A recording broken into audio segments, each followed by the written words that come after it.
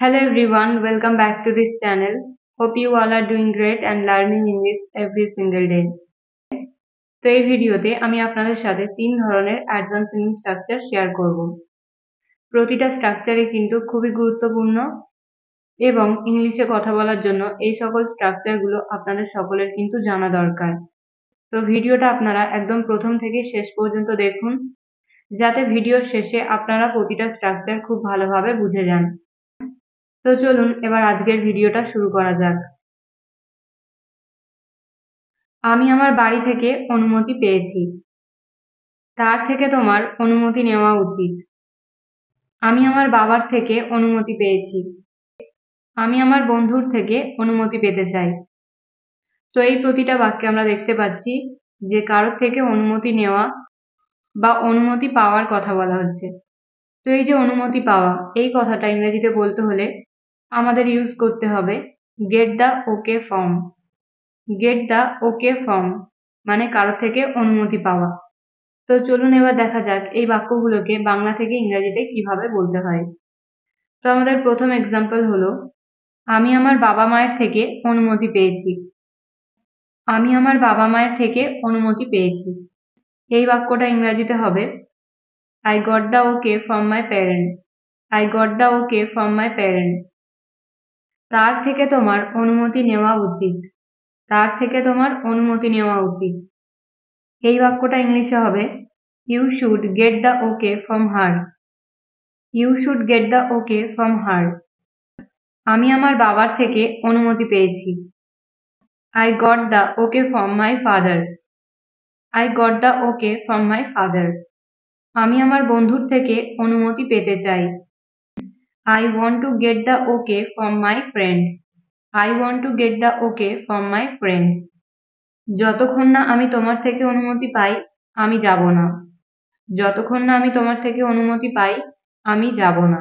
এই বাক্যটা ইংলিশে হবে I will not go until I get the okay from you. I will not go until I get the okay from you. So I hope আপনারা বুঝতে পেরেছেন যে এই টাইপের বাক্যগুলো ইংরেজিতে কিভাবে বলতে হয়। তো এবার একটা বাক্যের ইংরেজি আপনারা বলবেন। বাক্যটা হলো, আমি কলেজ থেকে অনুমতি পেয়েছি। আমি কলেজ থেকে অনুমতি পেয়েছি। এই বাক্যটার ইংরেজি কি হবে আপনারা কমেন্টে লিখে জানান।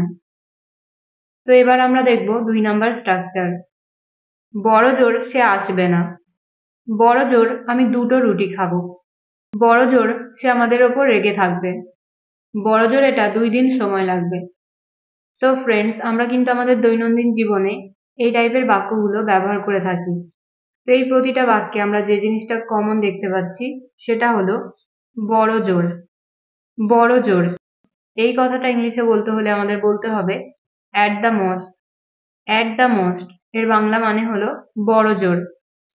তো এই টাইপের বাক্যগুলো ইংরেজিতে বলতে হলে কমপ্লিট সেন্টেন্স স্ট্রাকচার হবে, প্রথমে আমরা বলবো অ্যাট দ্য মোস্ট এবং শেষে বলবো সেন্টেন্স। এবার যাতে আপনারা আরো ভালোভাবে বুঝতে পারেন তার জন্য এই স্ট্রাকচারটা দিয়ে বেশ কয়েকটা এক্সাম্পল দেখা যাক। প্রথম এক্সাম্পল হলো, বড় জোর সে আসবে না। বড় জোর সে আসবে না। এই বাক্যটা ইংলিশে হবে at the most he will not come. At the most he will not come. বড় জোর আমি দুটো রুটি খাবো। বড় জোর আমি দুটো রুটি খাবো।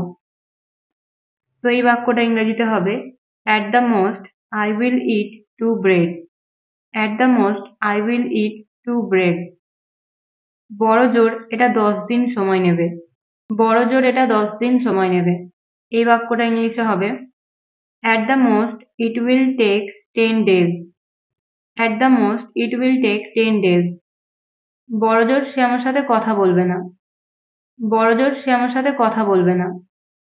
At the most he will not talk to me. At the most he will not talk to me. বড় জোর তারা এখানে থাকবে। বড় জোর তারা এখানে থাকবে। এই বাক্যটা ইংলিশে হবে at the most they will stay here. At the most they will stay here. বড় জোর সে স্কুলে আসবে না। At the most he will not come to school. At the most he will not come to school. তো আপনারা দেখলেন যে এই স্ট্রাকচারটা দিয়ে কিভাবে এই টাইপের বাক্যগুলো আমরা বাংলা থেকে ইংরেজিতে বলতে পারি। স্ট্রাকচারটা কিন্তু খুবই ইজি এবং এই টাইপের বাক্যগুলো ইংলিশে বলাও কিন্তু অনেক সহজ। তো আমরা যদি স্ট্রাকচার মনে রাখতে পারি তাহলে কিন্তু আমরা এই টাইপের বাক্যগুলো ইংরেজিতে খুব সহজে বলতে পারবো। তো এবার এই স্ট্রাকচারটা থেকে আপনাদের প্র্যাকটিসের জন্য একটা সেন্টেন্স, বড় জোর সে আমার উপর রেগে যাবে। এই বাক্যটার ইংরেজি কি হবে আপনারা কমেন্ট বক্সে লিখে জানান। তো আজকের এই ভিডিওটা থেকে অলরেডি আমরা 2 ধরনের স্ট্রাকচার শিখে নিলাম।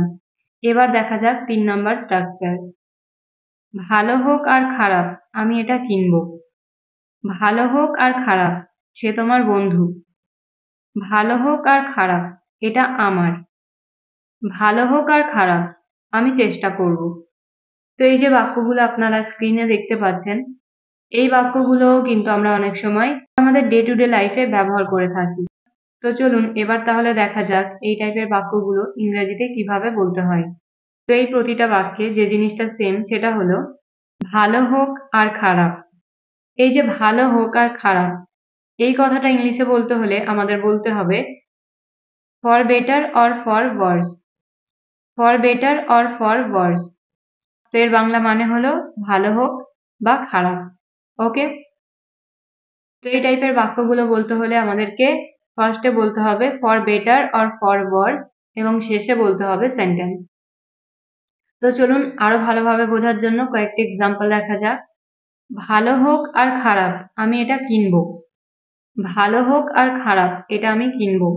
এই বাক্যটা ইংলিশে হবে for better or for worse I will buy it. For better or for worse I will buy it. Next example, ভালো হোক আর খারাপ সে তোমার বন্ধু। ভালো হোক আর খারাপ সে তোমার বন্ধু। For better or for worse he is your friend. For better or for worse he is your friend. ভালো হোক আর খারাপ এটা আমার। ভালো হোক আর খারাপ এটা আমার। For better or for worse this is mine. For better or for worse this is mine. ভালো হোক আর খারাপ তোমাকে এটা নিতে হবে। তো এই বাক্যটার ইংরেজি হবে for better or for worse you have to take this. For better or for worse you have to take this. তো ফ্রেন্ডস আপনারা দেখতে পাচ্ছেন যে এই টাইপের বাক্যগুলো আমরা ইংলিশে কত সহজে বলতে পারি। তো চলুন এই স্ট্রাকচারটা দিয়ে আরো দুটো এক্সাম্পল দেখা যাক। ভালো হোক আর খারাপ আমি চেষ্টা করব। ভালো হোক আর খারাপ আমি চেষ্টা করব। এই বাক্যটার ইংরেজি হবে for better or for worse I will try. For better or for worse I will try. ভালো হোক আর খারাপ আমার কিছু বলার নেই। ভালো হোক আর খারাপ আমার কিছু বলার নেই। For better or for worse I have nothing to say. For better or for worse I have nothing to say. So already আমরা এই স্ট্রাকচারটা দিয়ে 6টা এক্সাম্পল দেখে নিলাম। Now it's your turn. মানে এবার একটা বাক্যের ইংরেজি আপনারা বলবেন। বাক্যটা হলো ভালো হোক আর খারাপ তোমাকে চেষ্টা করতে হবে। ভালো হোক আর খারাপ তোমাকে চেষ্টা করতে হবে। এই বাক্যটা আপনারা ইংলিশে কিভাবে বলবেন কমেন্টে লিখে জানান। তো ফ্রেন্ডস দেখতে দেখতে কিন্তু আমরা 110 নাম্বার স্ট্রাকচার ক্লাসে পৌঁছে গেলাম। তো অ্যাডভান্স স্ট্রাকচারের ওপর আমি যে 110টা ভিডিও আপলোড করেছি, এই 110টা ভিডিওর মধ্যে কিন্তু আপনারা প্রায় more than 160 plus advance structure কিন্তু পেয়ে যাবেন। তো যারা আপনারা এই প্রথমবার এই চ্যানেলে ভিডিও দেখছেন তাদের জন্য বলে রাখি, এই চ্যানেলে যে অ্যাডভান্স স্ট্রাকচারের উপর ভিডিওগুলো আপলোড করা আছে সেগুলো কিন্তু আপনারা সকলে দেখার চেষ্টা করবেন, কারণ এই অ্যাডভান্স স্ট্রাকচারগুলো কিন্তু আপনাদের ডেইলি লাইফে ইংরেজিতে কথা বলতে অনেক হেল্প করবে। তো আজকের এই ভিডিওটা এখানেই শেষ হতে চলেছে। আপনারা সবাই ভালো থাকবেন। আবার একটা নতুন ভিডিওর সাথে দেখা হবে। Till then stay happy and keep learning.